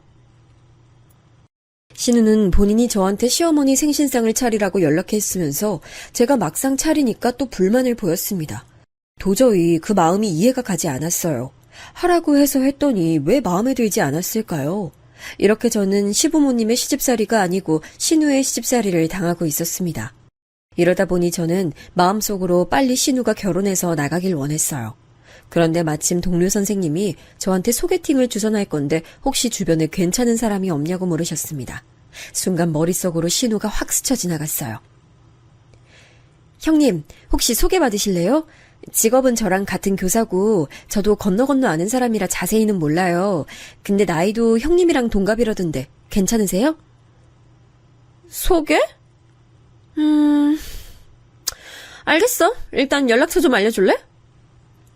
안 받겠다고 할 줄 알았는데 신우는 생각보다 흔쾌히 받았습니다. 만나기로 한 날이 지났고 신우에게도 딱히 연락이 오지 않았어요. 저는 제가 괜히 개입했다가 안 좋은 결과가 나올 수도 있으니 가만히 있었습니다. 그런데 동료 선생님이 머뭇거리며 제게 말씀하셨어요. 선생님, 기분 나빠하지 마시고 들어주세요. 사실 제 동료가 소개팅하고 되게 기분이 많이 상한 상태라고 하더라고요. 혹시 어떤 말 못 들으셨어요? 네? 무슨 말이요? 저는 전혀 연락하지 않고 있어서 몰랐어요. 말씀해주세요. 아니, 그 소개팅에서 선생님 지인분이 자기 약사라고 엄청 제 지인을 무시했더라고요. 약사 자부심이 되게 강하신 분이셨나봐요. 네? 저 전혀 몰랐어요. 조금 자세히 말씀해주시면 안 될까요? 동료 선생님의 말씀을 들어보니 정말 제가 몸둘 바를 모르겠더라고요. 신우는 소개팅에 나가서 본인이 약사인 걸 엄청 과시했습니다. 제가 약사고 전문직이잖아요? 사실 교사도 좋은 직업이긴 해요. 근데 저랑 비교하시면 곤란해요. 아니 제가 올케가 하도 나와달라고 부탁해서 나오긴 했는데 소개라는 게 원래 급을 보고 만나잖아요. 저는 전문직이라 급이 맞지 않다고 생각해요. 혹시 기분 상하신 거 아니죠? 저런 말을 직접적으로 제 동료의 지인에게 했다고 하더라고요. 그 말을 듣고 저는 너무 부끄러워서 얼굴이 빨개졌습니다. 이걸 말을 할까 말까 고민했는데 저 혼자만 기분 나쁘고 될 일이 아니잖아요. 동료 선생님도 상당히 난처해 하셨고요. 그래서 용기 내어 신우에게 전화를 걸었더니 적반하장으로 나오기 시작했습니다. 내가 없던 말 한 건 아니잖아. 아니 난 올케가 나가라고 하니까 나가긴 했지. 근데 약사랑 교사는 직업 차이가 나잖아. 그렇다고 내가 교사 무시한 건 아니고. 무슨 말인지 알지? 형님, 제가 언제 나가라고 강요했어요? 저는 그냥 나갈 의향이 있냐고 여쭤봤잖아요. 그렇게 말하면 제가 동료 얼굴을 어떻게 봐요? 왜 이렇게 화를 내? 내가 못할 말 했어? 그럴 거면 나한테 소개팅 얘기 왜 꺼냈어? 그러니까 제 말은 그러면 애초에 거절하셨어야죠. 제가 민망해서 그래요. 형님이 그렇게 말씀하실 줄 알았으면 저 소개팅 얘기 꺼내지도 않았을 거예요. 거의 싸움 비슷하게 흘러간 전화를 끊고 울음이 나오기 시작했어요. 시부모님도 아니고 신우 때문에 고통받는 결혼 생활이 얼마나 될까요? 차라리 그때 심정은 시부모님이 저에게 못해주길 바랄 정도였습니다. 그러면 시집살이 핑계로 이혼하면 되니까요. 근데 신우가 저한테 저러니까 주위에 고민을 말해도 귀담아 듣지 않더라고요. 그냥 무시하면 된다고 저한테 위로하던데 저는 그 말이 오히려 서운했습니다. 소개팅 사건이 일어난 뒤로 저도 그래서 신우에게 거리를 두기 시작했어요. 제가 먼저 다가가지 않기로 결심했죠. 그러면서 저와 남편은 아이 임신을 위한 준비를 시작했습니다. 저는 아이를 꼭 가지고 싶은 마음이 컸어요. 제가 엄마 없이 자랐잖아요. 그래서 우리 아이한테는 엄마의 자리를 느끼게 하고 싶었죠. 남편도 아이 갖는 문제에 관해선 동등한 입장이었어요. 그래서 아이를 가지려고 했는데 웬걸 아무리 준비해도 아이가 생기지 않더라고요. 너무 급하게 마음 먹으면 원래 아이가 늦게 온다 하더라. 마음 편히 가지고 기다리면 애가 찾아올 거야. 내가 약사라서 아는데 옳게 오래 안에 낳아야 노산 아닐걸? 노산이면 아이 낳기 힘들어. 실제로 아이 낳다 죽는 사람도 많아. 산모도 산모지만 아이한테 좋지 않거든. 안 그래도 제 나이가 차면서 노산에 대한 걱정이 많았습니다. 그런데 신우는 본인이 저보다 나이가 많으면서 꼭 제 나이를 언급했어요. 안 그래도 노산 걱정이라 병원에서 검진도 추가로 돈 내면서 받고 있었거든요. 하지만 대꾸하면 지는 거라 생각하고 열심히 무시했습니다. 그래도 저는 아직 기회는 있으니까요. 병원에서도 걱정하지 말라고 하더라고요. 걱정 감사드려요. 병원 말도 너무 신뢰하면 안 돼. 그러다 잘못되는 경우도 많더라. 내가 약사라서 그런 건 또 잘 알잖아. 형님, 그건 저랑 남편이 알아서 할게요. 안 그래도 좋은 병원 다니고 있어요. 신우는 그 무렵 결혼에 대한 스트레스가 심해졌는지 점점 살이 찌고 있었어요. 그러면서 본인의 눈은 하늘에 달려 있어서 남자도 못 만나고 있었습니다. 손자리가 별로 들어오지도 않았죠. 당연히 결혼이라는 게 외모만 보고 하는 건 아니잖아요. 그래도 어느 정도 남자가 여자를 볼 때 외모가 아예 빠질 수 없는 것도 맞고요. 하지만 신우는 뚱뚱하고 성격이 좋지 않아 선이 많이 들어오지도 않았습니다. 그런데도 저한테 은근히 소개해주길 기다리는 모습을 보였어요. 옳게, 혹시 주변에 괜찮은 사람 없어? 있으면 나 주선 좀 해줘. 형님급에 맞는 분 찾으려면 힘들어요. 대부분 다 이미 결혼했거나 결혼 예정인 여자친구 있더라고요. 최대한 좋게 둘러대면서 거절하는 것도 한두 번이지 신우는 제 얼굴만 보면 속에 연부를 외웠습니다. 오죽하면 제가 시댁에 가는 것을 신우 때문에 고통받고 있었어요. 무튼 그렇게 아이가 생기지 않아 고통이었는데 어느 날 몸이 이상해서 병원에 갔더니 임신이라는 소식이 들렸어요. 자연 임신은 어려울 것 같아 시험관을 할까 생각 중이었는데 이게 무슨 일인가 싶었죠. 아이고, 수연아, 장하다 장해 우리 딸. 그동안 마음고생하더니 드디어 아이가 생겼구나. 축하한다. 우리 며느리 너무 고생 많았어. 자, 이거 용돈이니까 아이 준비 열심히 잘해라. 그동안 걱정하느라 너무 힘들었지. 이젠 괜찮아. 조심히 아기 기다리자. 양가 어른들은 앞다투어 제 임신에 관해 축하해 주셨어요. 시부모님뿐만 아니고 먼 친척들까지 연락이 와서 임신 축하해 주셨죠. 남편이 장손이라 제 임신이 더 뜻깊었거든요. 정말 딱 신우한테만 축하를 받지 못했습니다. 신우는 제가 임신했다고 하니 악담을 퍼붓진 않았는데 그렇다고 축하도 하지 않았거든요. 그런데 하늘도 무심하시죠. 우리 부부에게 생각하기도 싫은 끔찍한 일이 일어났습니다. 지금 생각해도 손이 벌벌 떨리는 사건이 일어났어요. 바로 제가 무리해서 일하다 유산을 했습니다. 원래 임신은 초기가 제일 중요한 거 아시죠? 제가 하필 임신 초기 때 학교가 새학기라 정말 바빴어요. 몸을 신경 써야 하는 시기에 일이 너무 바빠 화장실도 제대로 가지 못했습니다. 어머, 선생님, 괜찮아요? 정신 들어요? 선생님, 괜찮으세요? 어떡해. 제대로 먹지도 못하고 정신없이 새학기를 보내니 기력이 없었어요. 그래서 그대로 계단에서 넘어졌습니다. 심하게 구른 건 아니었는데 몸을 움직일 수가 없더라고요. 그렇게 구급차를 타고 병원으로 이동하게 됐는데 몸이 이상하게 느껴졌어요. 순간 아이가 잘못됐나 싶었죠. 안타깝지만 아이는 하늘로 갔습니다. 임신은 원래 초기에 유산이 가장 많아요. 제일 조심해야 할 때가 초기입니다. 그렇게 저는 첫 아이를 잃게 됐어요. 한동안 너무 충격이라 학교에 나가지도 못하고 병가를 낼 정도로 저는 힘들어했습니다. 아무리 시부모님과 친정아빠 그리고 남편이 위로해줘도 귀에 들리지 않았어요. 아마 유산을 해보신 적이 있으신 분들은 제 마음이 이해가 가실 거예요. 그때 약간 서운했던 점은 신우는 제 몸 상태에 관해 어떤 걱정도 없었습니다. 오히려 갑자기 전화해서 또 주변에 괜찮은 사람이 없냐고 묻는 모습에 저는 그만 버럭 성질을 내고 말았어요. 형님, 저 유산해서 지금 출근도 못하고 있어요. 근데 도대체 저한테 왜 그러세요? 제가 그렇게 만만하세요? 안 그래도 제정신 아닌데 저를 왜 이렇게 괴롭히시는데요? 아, 깜짝이야. 뭘 그렇게 화를 내? 아니, 옳게, 나 당황스러워? 내가 유산시켰어? 나도 옳게 유산한 거 보니까 나이가 들면 임신 어렵구나 싶었지. 그래서 주위에 괜찮은 사람이 있냐고 물어본 건데 왜 이래?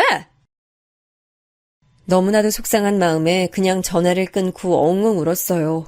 그리고 그런 신우의 목소리조차 듣기가 싫어 전화를 받지도 않았습니다. 신우 얼굴을 보기가 싫어 명절에 시댁을 가지도 않았어요. 시부모님은 제가 유산 때문에 마음고생이 심하니 그런 줄 아셨죠. 아예 틀린 말은 아니었지만 신우가 그렇게 미웠습니다. 와중에 친정아빠가 저를 많이 챙겨주셨어요. 원래 딸바보라 저를 많이 챙겼지만 유산하니까 더 저를 신경 써주셨습니다. 수연아, 아빠가 요즘 투자한 게 대박이 났어. 우리 수연이 너무 걱정하지 마, 응? 아빠가 네 인생 다 책임질 거야. 그래, 알겠어. 말이라도 정말 고맙다. 얘는 진짜라고. 아빠 대박 났어. 부자야, 부자. 알겠다고, 알겠어. 아빠 나 이제 피곤해서 좀 쉴게. 나가줘. 저는 워낙 아빠가 평소에 허풍 떠는 일이 많아서 그게 진실인 줄을 몰랐어요. 유산해서 슬픈 저를 위로하려고 그냥 하는 말인 줄 알았죠. 그렇게 아빠의 말은 대수롭지 않게 넘기게 됐습니다. 그리고 저는 휴식 기간을 가지고 다시 학교에 복귀했어요. 아이들을 가르치며 마음 편안하게 비우기 시작했죠. 그랬더니 바로 아기 천사가 다시 우리 부부를 찾아왔습니다. 이번엔 임신인 걸 확인하고 바로 학교에 나가지 않았어요. 휴직을 내고 아이를 조용히 기다렸습니다. 저번에 임신했을 때 양가 부모님의 관심이 매우 컸잖아요. 그만큼 아이를 잃었을 때 관심도 커서 심적으로 부담이 됐어요. 부모님의 마음을 위해서라도 남편과 저는 아이 임신 소식을 알리지 않았습니다. 그리고 5개월 정도 됐을 때 안정기로 접어들자 임신 소식을 말했어요. 당연히 양가 부모님께서는 너무나 좋아하셨습니다. 그렇게 열심히 조용히 태교하며 아이를 기다렸어요. 제 마음이 느껴졌는지 아이는 너무 건강하게 우량아로 태어났습니다. 손가락과 발가락이 다 있는지 확인하고 숨소리를 느끼자 진짜 현실이구나 믿게 됐어요. 원래 요즘 며느리 산후조리 비용은 시부모가 내는 거래. 아가, 그동안 고생했다. 손주 낳아줘서 고마워. 아버님, 너무 감사해요. 손자 많이 기다리셨죠?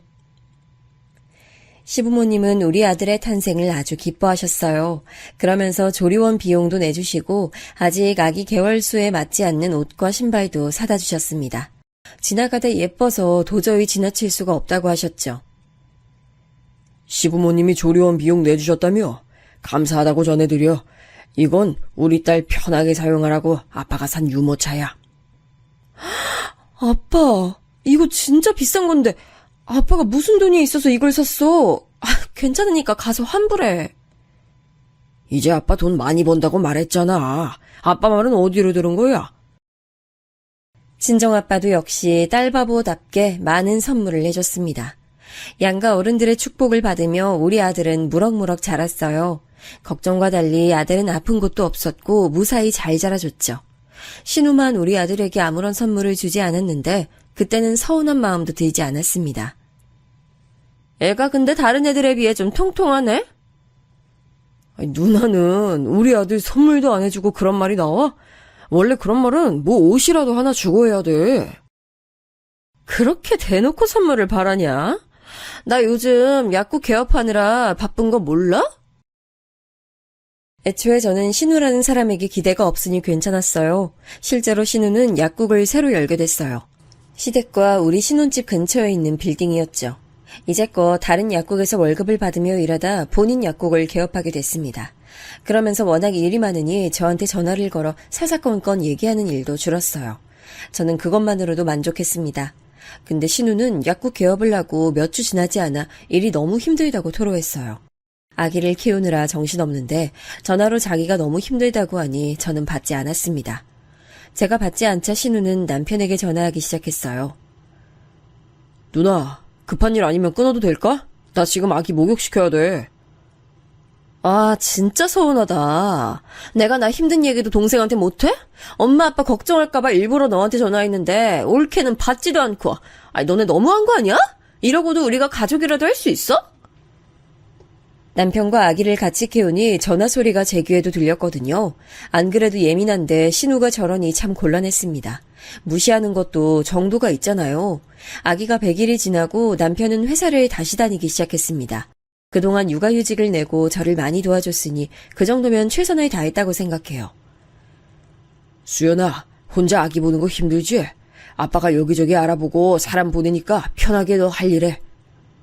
아빠, 도대체 왜 자꾸 돈을 쓰는 거야? 그러지 말고 저축해.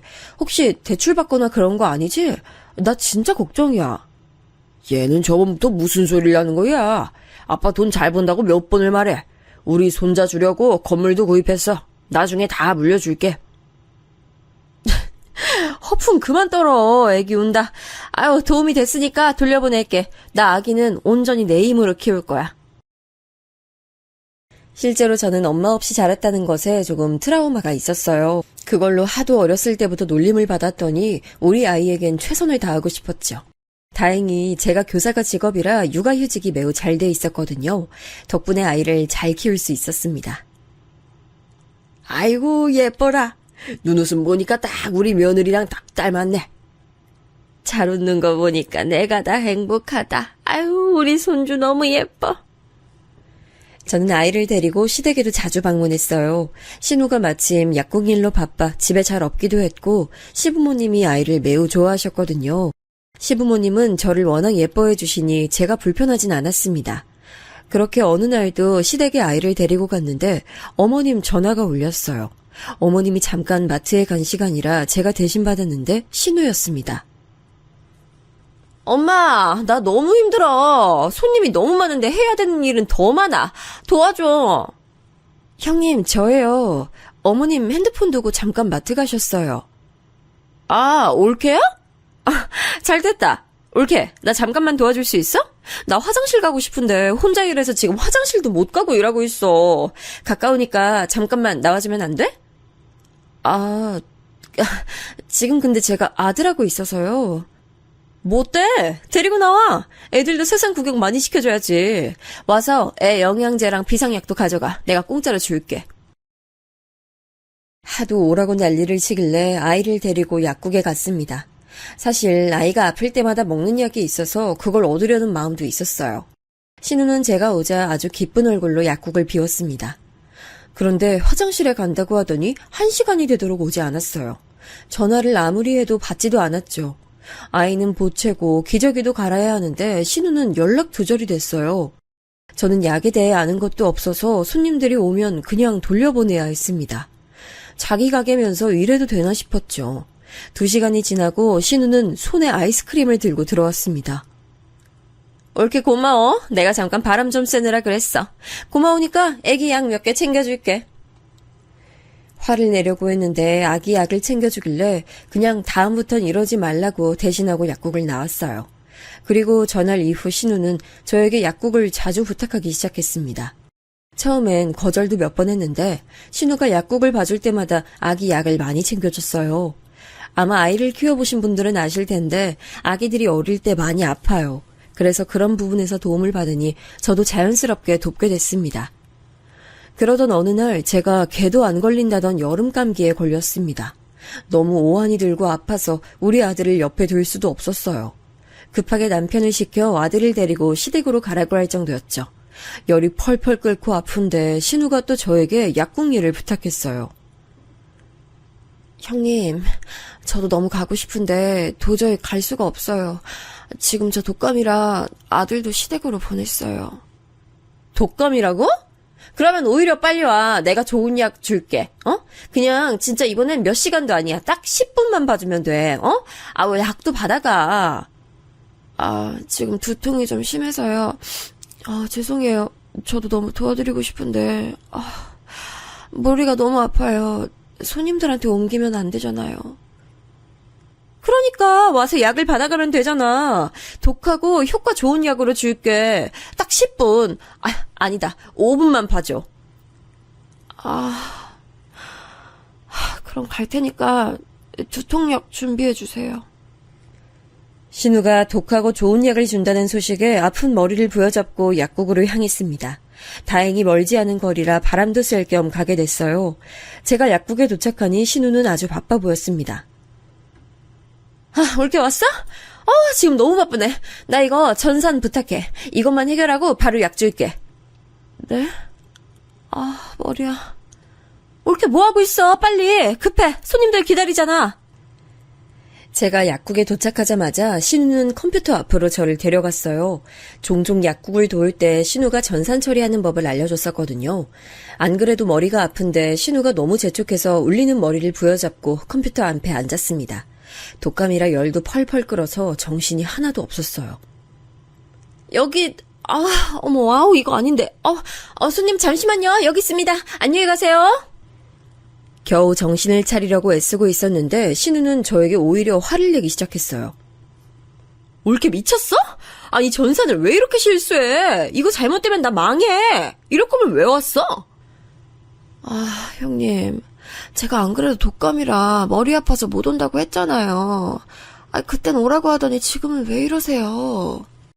아니 올 거면 제대로 좀 하든가. 이런 거 실수하면 난 골치 아파. 나 약사야. 올케는 실수해도 학교니까 별일 안 일어나지? 나는 큰일 난다고. 형님, 무슨 말씀을 그렇게 하세요. 저도 실수하면 큰일 나요.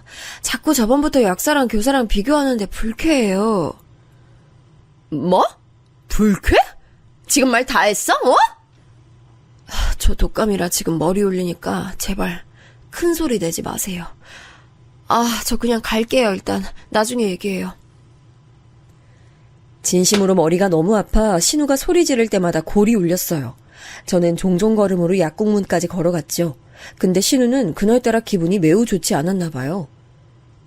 야, 거기서! 나 아직 말 안 끝났어? 나중에 얘기해요. 저 진짜 머리 너무 아파서 그래요. 머리가 아프면 뭐 얼마나 아프다고? 돌대가리야? 교사면 똑똑하게 잘하든가. 이런 실수를 하면 어떡하냐고? 아니, 말씀을 왜 자꾸 그렇게 험하게 하세요? 저도 아픈데 자꾸 저러니까 참을 수가 없었어요. 그래서 평소라면 무시했을 텐데 맞대응을 하기 시작했죠. 그러자 신우는 갑자기 쌍욕을 하기 시작했습니다. 사실 무슨 욕을 했는지 기억이 제대로 나지 않아요. 안 그래도 울리는 머리가 아파 주저앉았습니다. 그때 핸드폰으로 전화가 오더라고요. 슬쩍 봤더니 친정아빠였어요. 수연아, 지금 어디니? 아빠가 너 아프대서 죽 사서 왔는데 집에 없네. 아빠, 나 지금 여기 신우 약국. 머리가 너무 아파. 그래? 아빠가 거기로 갈게. 근데 이게 무슨 소리야? 신우는 제가 아빠랑 대화하는데도 계속 제 옆에서 큰 소리로 험담하고 있었어요. 들어오던 손님들도 나갈 정도로 화내는 모습에 저는 대꾸하지도 못하고 가만히 있었죠. 머지않아 아빠가 약국으로 들어왔습니다. 그리고 신우의 모습을 목격했어요. 아빠는 저에게 쌍욕하는 신우 앞을 가로막았습니다. 아빠가 그렇게 남한테 화내는 모습은 저도 살면서 처음 보는 일이었어요. 지금 뭐 하시는 겁니까? 우리 딸한테 왜 이래요? 진짜 됐어요. 데려가요. 사과하세요. 남의 집 귀한 딸한테 지금 욕했어요? 애초에 당신 딸이 내 약국 전산 이상하게 해서 제가 피해볼 뻔했거든요? 어디서 큰 소리야? 뭐? 지금 뭐라고 했어? 당신 말 다 했어? 내가 누군지 알아? 그래, 다 했다. 어쩔래? 나가요, 나가. 신우의 막 나가는 모습에 아빠는 가만히 있다가 핸드폰을 들고 어디론가 전화를 걸었어요. 사돈 접니다. 지금 약국으로 오시겠어요? 그냥 나가라고요. 왜 우리 부모님까지 불러요? 됐어요. 미안해요, 미안해. 옳게. 내가 미안. 됐지? 저걸 사과라고 하는 걸까요? 저런 모습에 저는 더 정이 떨어졌어요. 곧 시부모님과 남편과 우리 아들까지 다 약국에 모였습니다. 시부모님은 이게 무슨 일인가 싶은 얼굴이셨어요. 무언가 안절부절 못하는 모습도 보였죠. 사돈께서는 다 아시죠? 제가 이 건물주인 거요. 뭐? 아빠가 건물주라고? 이게 무슨 말이야? 네? 지금 뭐라고 하셨어요? 건물주요? 아이고, 무슨 오해가 있었나 봅니다, 사돈. 이게 무슨 일이죠? 사실 저 말에는 신우보다 제가 더 놀랐습니다. 남편과 신우가 놀랐던 감정보다 제가 놀랐던 감정이 더 컸을 거라고 확신해요. 반면 시부모님은 이미 알고 계신 눈치였어요. 나는 우리 딸 진짜 귀하게 키웠어요. 세상 모든 자식이 그러겠지만 나도 마찬가지라고요. 근데 왜 내가 내 건물에서 우리 딸이 쌍욕 먹는 모습을 봐야 하죠? 아이고 사돈, 죄송합니다. 우리 딸이 그랬군요. 너무 죄송해요. 얘, 뭐하고 있어? 얼른 사과 드려. 아니, 이게 무슨 소리야. 건물주가, 저는 아무 말도 못하고 아빠를 쳐다봤어요. 아빠는 여전히 화가 난 채로 말을 이었습니다. 자기가 목격한 상황에 관한 서술을 하니 시부모님은 눈에 띄게 당황하기 시작하셨어요. 표정이 너무 굳어서 제가 오히려 걱정할 정도였습니다. 제가 처음에 여기 월세 줄 때 뭐라고 했습니까? 다 필요 없고 우리 딸 행복하게 해달라고 했더니 사돈 너무하세요. 저희도 우리 딸이 며느리한테 그런 줄은 몰랐어요. 죄송합니다. 알고 봤더니 아빠 건물이 맞았어요. 신우가 약국 개업할 때 시부모님이 많이 도와주셨거든요. 이 노른자 땅의 건물이 1층 자리를 알아봐서 부동산에 갔더니 우연히 소유주가 우리 아빠였던 거죠. 그때 아빠는 굳이 자식들에게 알리지 말자고 하셨대요. 그러면서 월세도 단돈 10만 원만 받기로 했다고 하더라고요. 신우는 부동산 문제는 부모님이 알아서 하신다고 해서 마음 놓고 있었대요. 저는 우리 딸이 가장 우선입니다. 월세 그냥 다른 집처럼 300만 원 내세요. 아이고 사돈, 제가 대신 사과드릴게요. 아가, 내가 대신 사과하마. 우리 딸이 너한테 상처를 심하게 줬구나. 내가 할 말이 없어. 너무 미안하다. 일단 저도 너무 당황스럽지만 아버님이 사과하실 문제가 아니에요.